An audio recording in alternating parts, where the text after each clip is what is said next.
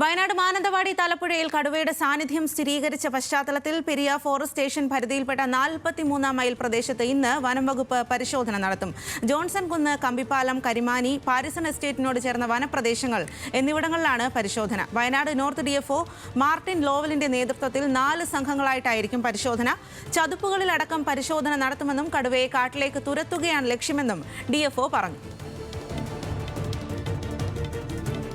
വലിയ കാടുകളിൽ നിന്നും കടുവ ഇടയ്ക്ക് ഇറങ്ങി വരുന്നുണ്ട്. എന്നിട്ട് ചെറിയ പാച്ചുകളായിട്ടുള്ള ഒരു 3 ബിറ്റുകളായിട്ട് പ്രധാനമായിട്ടും കിടക്കുന്നുണ്ട്. കരിമാനിയുടെ ഒരു ബിറ്റുണ്ട്, അതുപോലെ തന്നെ കമ്പിപ്പാലമുണ്ട്, പിന്നെ അതുപോലെ തന്നെ നമ്മളുടെ പാരിസൺ എസ്റ്റേറ്റിന് അകത്തുള്ള കുറേ ചതുപ്പുകളുണ്ട്, പിന്നെ ജോൺസൺ കുന്നെന്ന് പറഞ്ഞൊരു ബിറ്റുണ്ട്. ആ 3 ബിറ്റുകളാണ് ഞങ്ങൾ മെയിനായിട്ട് ഫോറസ്റ്റിലെ കടുവ ഉണ്ടെങ്കിൽ അതിനവിടെ നിന്ന് ഓടിച്ചു വിടുക എന്നുള്ളതാണ് പ്രധാനമായിട്ട് ഉദ്ദേശിക്കുന്നത്. അപ്പോൾ ഏത് കടുവയാണെന്നുള്ളതിൻ്റെ ഒരു ഐഡിയ നമുക്ക് ഓൾറെഡി ഇപ്പോൾ കിട്ടിയിട്ടുണ്ട്. നമ്മളിവിടെയുള്ള ഒരു കടുവ തന്നെയാണത്. ഏകദേശം 8 വയസ്സ് പെൺകടുവ. വിവരങ്ങളുമായി ആഷിഖ് റഹ്മാനാണ് ചേരുന്നത്. ആഷിഖ്, വയനാട്ടിൽ കടുവാ ഭീതി ഒഴിയുന്നില്ല എന്നുള്ളതാണ് ഇപ്പോൾ.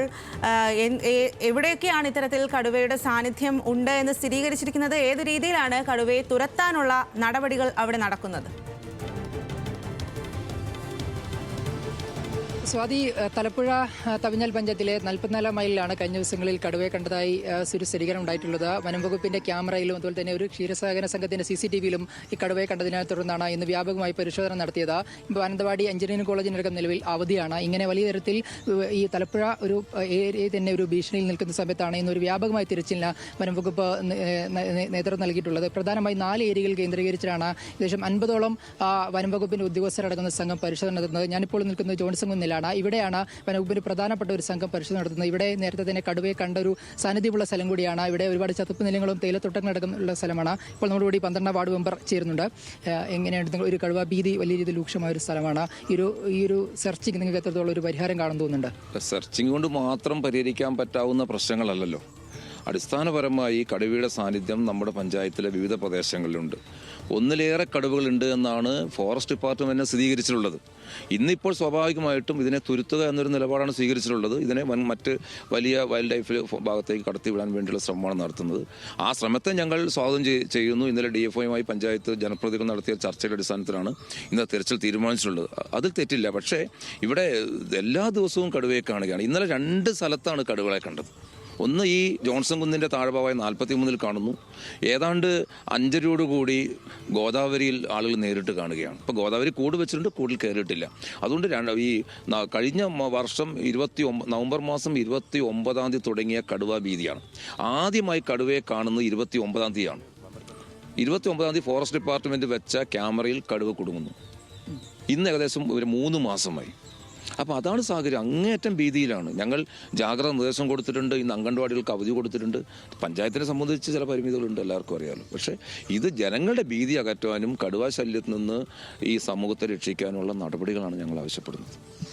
അങ്ങനെ തന്നെയാണ്. ഇവിടെ വലിയ ഒരു ജാഗ്രത തന്നെ പുറപ്പെടുവിച്ചിട്ടുണ്ട്. പ്രത്യേകിച്ച് രാത്രി അടക്കം പുറത്തിറങ്ങുന്നതിനടക്കം വലിയ നിയന്ത്രണങ്ങളുണ്ട്. ആൾക്കാർ രാത്രി പുറത്തിറങ്ങരുത്, വാഹനം അടക്കം ഈ രാത്രി നിർത്തിയിട്ട് പുറത്തിറങ്ങരുതെന്നും വീടിന് പുറത്തേക്ക് ഇറങ്ങുന്നതടക്കമുള്ള കർശന നിയന്ത്രണങ്ങൾ ഈ തവിഞ്ഞാൽ പഞ്ചായത്തിൽ പുറപ്പെടുവിച്ചിട്ടുണ്ട്. ഈ കടുവയെ പിടികൂടാൻ വേണ്ടി കൂട് സ്ഥാപിച്ചിട്ടുണ്ട്. ഏകദേശം 30ഓളം ക്യാമറകൾ ഈ മാനന്തവാടി എഞ്ചിനീയറിംഗ് കോളേജ് അടക്കമുള്ള പരിസര പ്രദേശങ്ങളിലെല്ലാം സ്ഥാപിച്ചിട്ടുണ്ട്. ഏകദേശം 5ഓളം വാർഡുകൾ തവിഞ്ഞാൽ പഞ്ചായത്തിലെ ഈ ഒരു കടുവാ ഭീതിയിൽ നിലനിൽക്കുന്നുണ്ട് എന്നുള്ളതാണ് പ്രധാനപ്പെട്ട കാര്യം. ഇന്ന് വനംവകുപ്പിന്റെ പ്രധാനപ്പെട്ട ഈ ഒരു സെർച്ചിന്റെ ഉദ്ദേശം എന്ന് പറയുന്നത് കടുവ ഏതെങ്കിലും തരത്തിൽ ഈ പ്രദേശങ്ങളിലുണ്ടെങ്കിൽ അതിനെ കാടിലേക്ക് തിരികെ കയറ്റുക എന്നുള്ളതാണ് പ്രധാനമായും ഈ ഒരു സെർച്ചിങ് കൊണ്ട് ഉദ്ദേശിക്കുന്നത്. അതോടുകൂടി തന്നെ ജനങ്ങളുടെ ഒരു ഭീതി കൂടി അകറ്റുക എന്നത് പ്രധാനപ്പെട്ട കാര്യമാണ്. കാരണം ഈ പരിസര പ്രദേശങ്ങളിലൂടെ ജനങ്ങളെല്ലാം സ്ഥിരമായി സന്ദർശിക്കുന്ന സ്ഥലമാണ്, കാടും കൂടി ചേർന്ന സ്ഥലമാണ്. അതുകൊണ്ട് തന്നെ ജനങ്ങൾക്ക് ഏതെങ്കിലും തരത്തിലൊരു ഭീതി ഉണ്ടെങ്കിൽ അതുകൂടി പരിഹരിക്കുക എന്ന ലക്ഷ്യം വെച്ചുകൊണ്ടാണ് ഒരു വലിയ തരത്തിൽ ഒരു വൻ സംഘം തന്നെ ഈ ഒരു ഇന്നത്തെ തെരച്ചിലിന് ഇറങ്ങിയിട്ടുള്ളത്. എന്തായാലും വൈകുന്നേരം വരെ ഈ തെരച്ചിൽ തുടരുമെന്നാണ് ഇപ്പോൾ അറിയിക്കുന്നത്. സ്വാതി.